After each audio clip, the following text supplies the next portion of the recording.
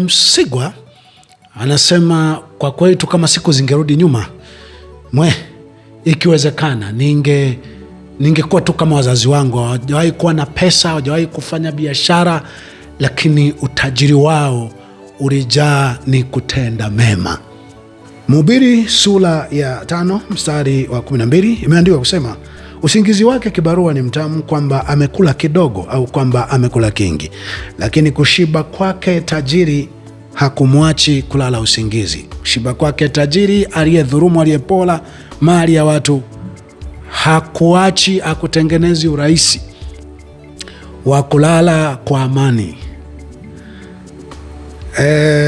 Na mstari wa 17, Mhubiri 5 mstari wa 17 anasema, siku zake zote hula gizani, mwenye fadhaa nyingi, mwenye ugonjwa na uchungu. Kabla sijasema, hebu sikiliza majuto ya mapema sana ya kiumbe huyu anaitwa Gerson Msigwa, kiumbe au binadamu aliyejitolea kufanya kwa ufasaha kazi zilizotakiwa kufanywa na majini au kazi zilizotakiwa kufanywa na shetani mwenyewe. Msikie mapema kabisa, bado kukiwa mapema, anaonyesha kujuta. Na pengine baada ya hapo nirudi ni kuonyeshe baadhi ya ushauri ambao tumewahi kushauri, na sasa hivi bado Msigwa ataendelea kushikilia kuwa captain wa jeshi la shetani, captain wa majini. Ataendelea kutoa kauli zenye kukera,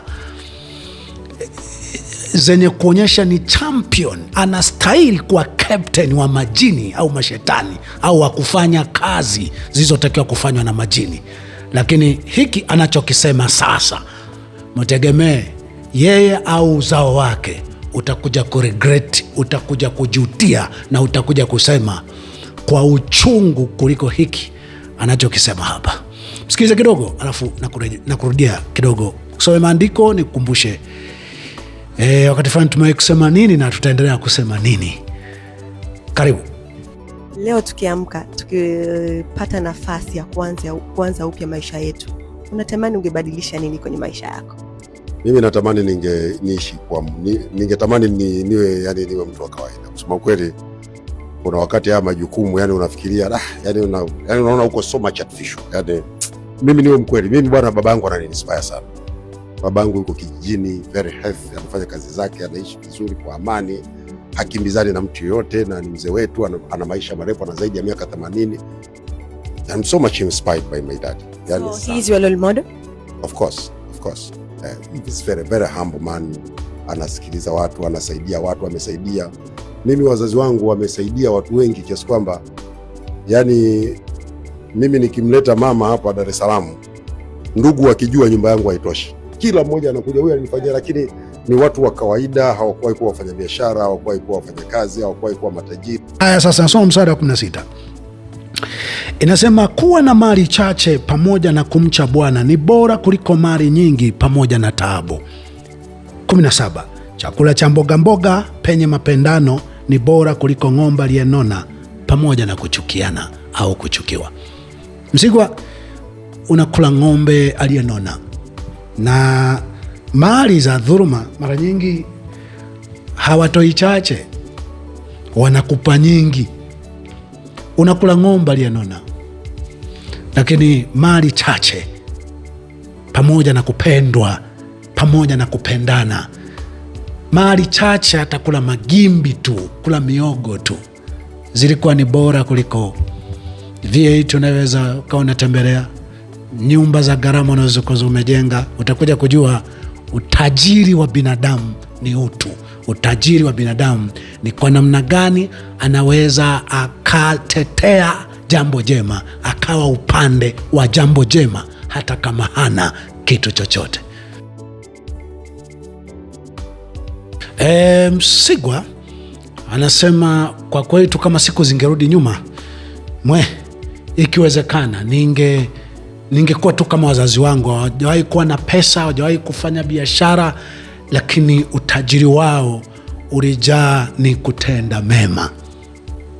Hicho ndio kitu ambacho wakati mwingine tumesema sauti yako Msigwa ilikuwa ni sauti ambayo Mungu aliivuvia, na hata Magufuli alikuokota, alikuona. Magufuli aliokota watu waliokuwa na hisi walikuwa na mbegu ya haki, lakini kumbe alikuwa anajizungushia alijizungushia nyoka.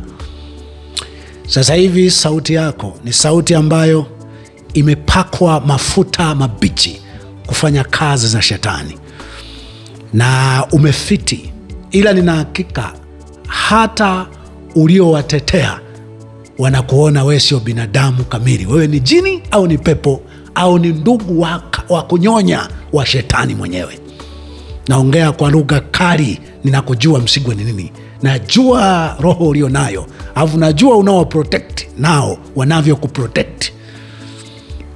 Lakini nakufikishia ujumbe huu ya kwamba kazi ulizofanya, unazoendelea kufanya, za karibu kila dhuluma, kila ukatili, wewe ni fundi wa kupaka rangi. Yani kama ni fundi fulani, naweza kusema kama fundi wa kupaka rangi mavi, moja mafundi stadi wazuri wanaopaka, wanaodecorate mavi. Msigwa, hiyo kazi unaofanya ndiyo kazi naweza kafanana na fundi stadi wa kudecorate mavi, kwa sababu kwanza una majibu ya kila kitu, na uzuri wako kila jibu unalojibu, yaani unajibu utafikiri unanyea mdomo, na kila jibu unalojibu wewe kwako ni sawa.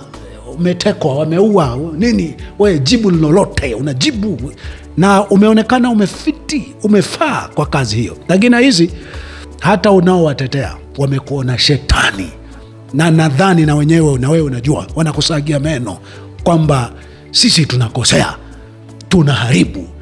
Lakini jamaa anayetetea mambo haya, na hizi wanafuatia sana historia ya kuzaliwa na ulikotokea kabisa na maisha yako, na hizi lazima kuna wakati umewahi kusilimu pengine kwa shetani, umewahi kuwa mtu fulani uliyekata tiketi na kujiunga kwenye shirika fulani lilo na ushetani wa 100%. Sasa sikia, unajutia hapa kwamba ningekuwa tu kama wazazi, hawana hela, hawana nini, lakini hawana hatia, wanavutia familia, ndugu, jamaa. Utajiri ni utu. Msigwa, nilikwambia, nilisema brother, na sasa nasemea lugha nyingine. Upo wewe na wote ambao, ila wewe ndo uko mbele.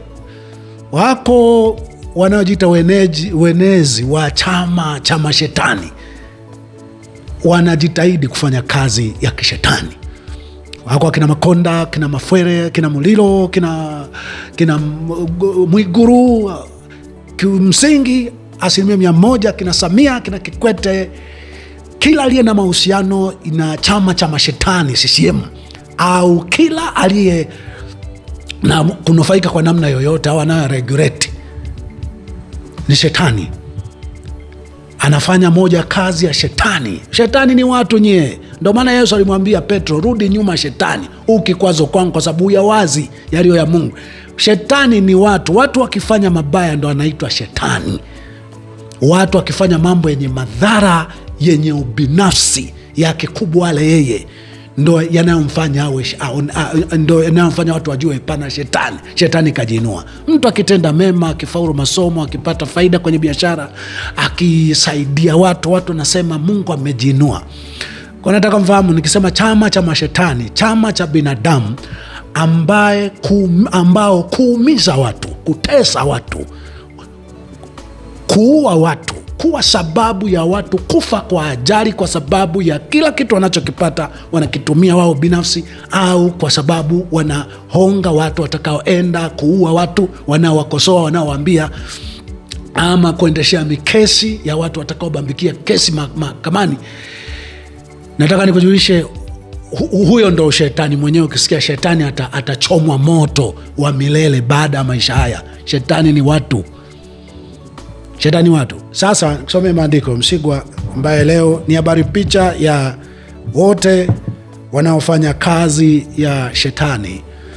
na mashetani wote wanaonufaika na ushetani. Nikujulishe kwamba Biblia katika Mithali sura ya 15, nianzie mstari wa 15, pointi iko 16 na 17, lakini 15 nasema, siku zote za mtu ateswaye kama akina sisi ni mbaya, bali ukunjufu wa moyo ni karamu ya daima. Siku zote za sisi tunaoteswa ukweli ni mbaya. Inabidi mujisifie sana. CCM, kina Msigwa, polisi, watu wa tisi, majeshi kwa ujumla, inabidi mujisifie kwamba ni kizazi ambacho mumeweka rekodi ya kizazi mamlaka iliyoumiza zaidi mioyo ya watu, na wa kwanza wao ni mimi. Mimi niumiza, mwe mnajipongeza, mimi mumeniumiza. Mke wangu mmemuumiza, mmeniumiza. Siku zangu zote ni mbaya, lakini ukunjufu wa moyo ni karamu ya daima. Bado nimekunjuka moyo, bado nacheka na bado nasema lile ambalo binadamu alipaswa kufanya. Aya, sasa nasoma mstari wa 16. Inasema, kuwa na mali chache pamoja na kumcha Bwana ni bora kuliko mali nyingi pamoja na taabu. 17. Chakula cha mboga mboga penye mapendano ni bora kuliko ng'ombe aliyenona pamoja na kuchukiana au kuchukiwa. Msigwa, unakula ng'ombe aliyenona, na mali za dhuluma mara nyingi hawatoi chache, wanakupa nyingi. Unakula ng'ombe aliyenona, lakini mali chache pamoja na kupendwa, pamoja na kupendana. Mali chache atakula magimbi tu, kula miogo tu, zilikuwa ni bora kuliko V8 unaweza ukawa unatembelea, nyumba za gharama unazokuwa umejenga. Utakuja kujua utajiri wa binadamu ni utu. Utajiri wa binadamu ni kwa namna gani anaweza akatetea jambo jema, akawa upande wa jambo jema hata kama hana kitu chochote. Na kusomea tu Biblia, tushai kusoma, na najua kwa kutumia ujumbe kama huu, najua wewe na timu yako yote ya mashetani, yani hivyo ndo damu zinanukia vizuri. Naona huyu kwa nini yuko hai? Niko hai kwa sababu Mungu alitaka nije niseme mpaka haya, na kwa mlivyo niumiza sina maana yoyote, sioni ladha yoyote ya kuishi. Kwa hiyo mimi mkifika hatua ya kwamba mmefanikiwa, Mungu ameruhusu mniue, msije mkashangilia hata kidogo, tulimweza yule. Hapana, mimi sio wale wanaosema sifi. Mimi sioni sababu ya kuwa hai kwa namna mlivyo nijeruhi, mlivyo nidhuru, mlivyo niumiza, mlivyoua mwanangu wa pekee, mlivyoua mama yangu, mlivyoua binti yangu Sifa, mlivyoua watu wangu wa karibu kwa namna ya kikatili pasipo na hatia, ambayo mpaka leo mkiulizwa mbarikiwa kwa kosa gani kubwa? Kusoma Biblia, kuwaonya, kuonyesha. Anatuita shetani. Petro aliitwa shetani, na mnamsoma kwenye vitabu vya Mungu. Petro aliitwa shetani kwa sababu ya matendo yake. Shetani ni ubaya, mnayofanya ni mazuri. Sio mazuri. Sasa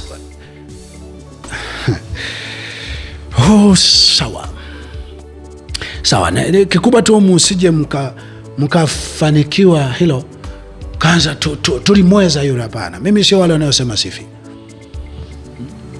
sio wale, na sio ni maana ya kuishi. Tutakuacha uendelee kuugua. Sitaugua tu, nitasema mambo ambayo nyuma yake atakuja kugeuka kuwa hukumu ama kuwa adhabu fulani ambayo mtajuta, na mpo mtakanza kusema kwa nini tulimwacha hai.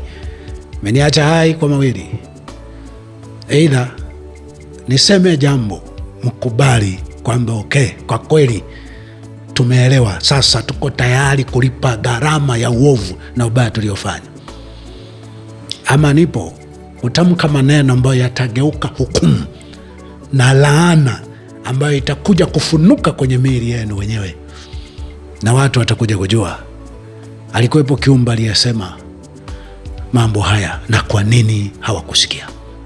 Mhubiri sura ya 5 mstari wa 12 imeandikwa kusema, Usingizi wake kibarua ni mtamu, kwamba amekula kidogo au kwamba amekula kingi, lakini kushiba kwake tajiri hakumwachi kulala usingizi. Kushiba kwake tajiri aliyedhulumu, aliyepola mali ya watu, hakuachi akutengenezi urahisi wa kulala kwa amani.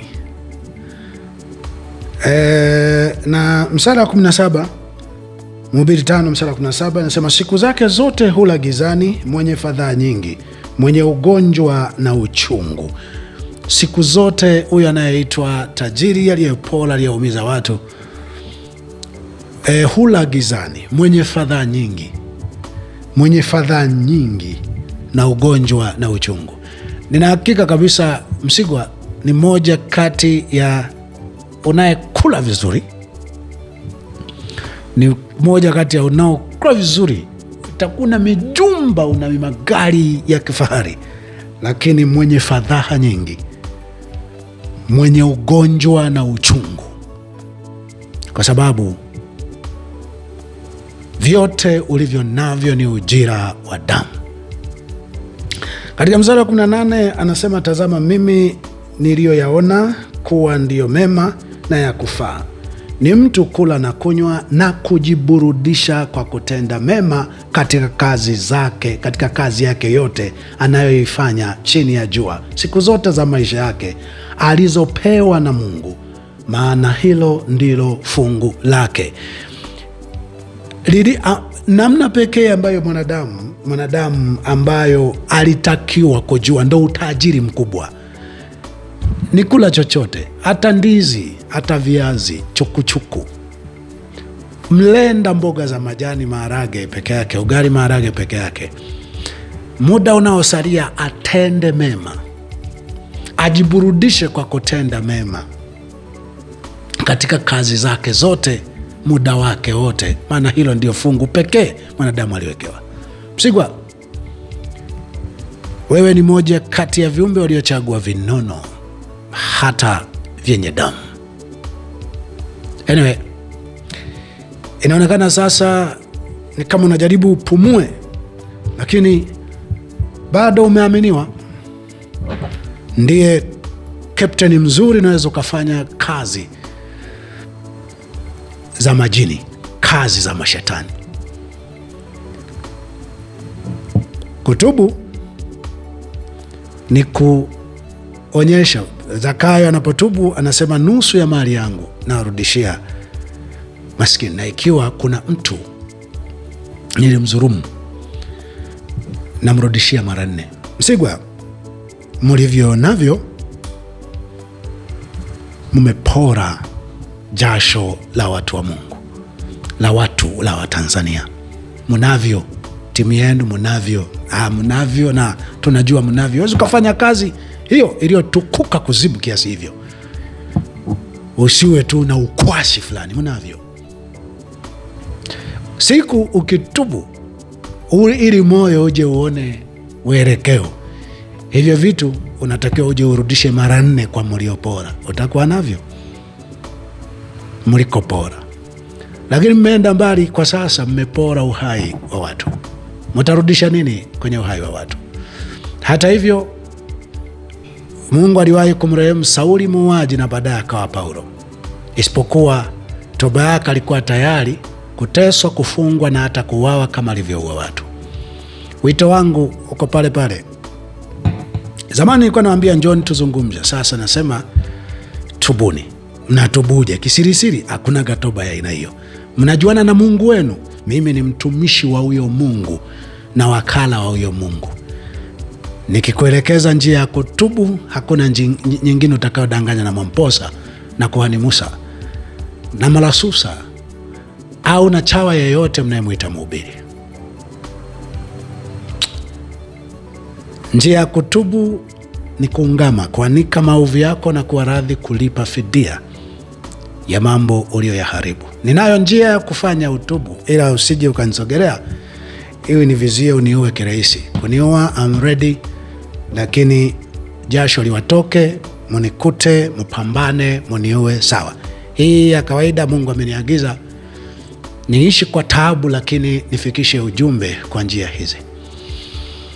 Ikiwa wewe na wengine mtakuwa tayari, nitaonyesha njia ya kutubu ambayo kimsingi ni karibia 90-80, inaweza ikawagharimu uhai wenu na ndiyo mkawa mnatubu, lakini huenda mkaishi siku za uheri chache zitakazo kuja kusalia. Najua nimetumia maneno magumu na makubwa sana, lakini ndio chakula kinachowastahili. Asante na hongera kwa kunisikiliza.